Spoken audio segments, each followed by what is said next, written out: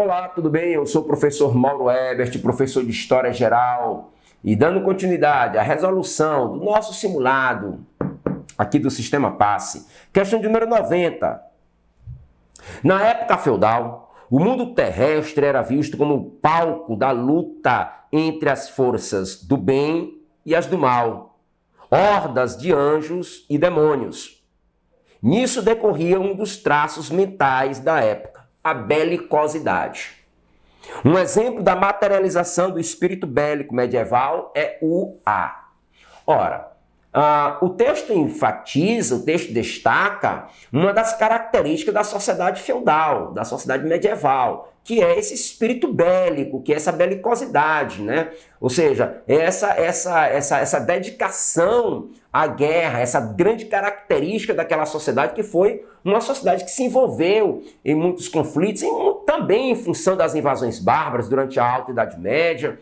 Né? Isso dá aos nobres uma condição muito especial àquela sociedade, que é a condição de proteção, de guerrear, de lutar, de proteger a cristandade contra os pagãos.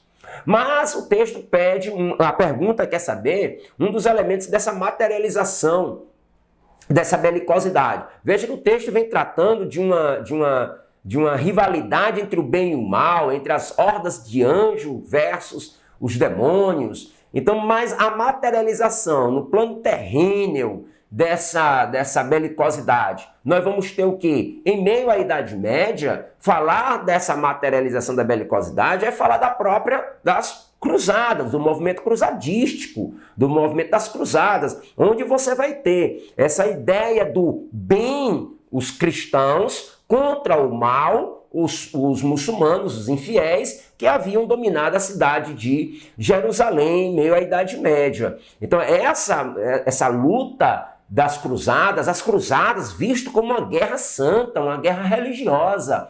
E aí você pega o próprio nome cruzadas, né, que está vinculado à cruz, vinculado aos soldados da cruz, que é, novamente, essa ideia, né, de uma materialização dessa belicosidade, dessa rivalidade entre o bem e o mal, que caracterizou a Idade Média, que o texto está enfatizando. Então, um exemplo da materialização do espírito bélico medieval é o A, e aí você vai ter justamente, né, o movimento das cruzadas na letra E.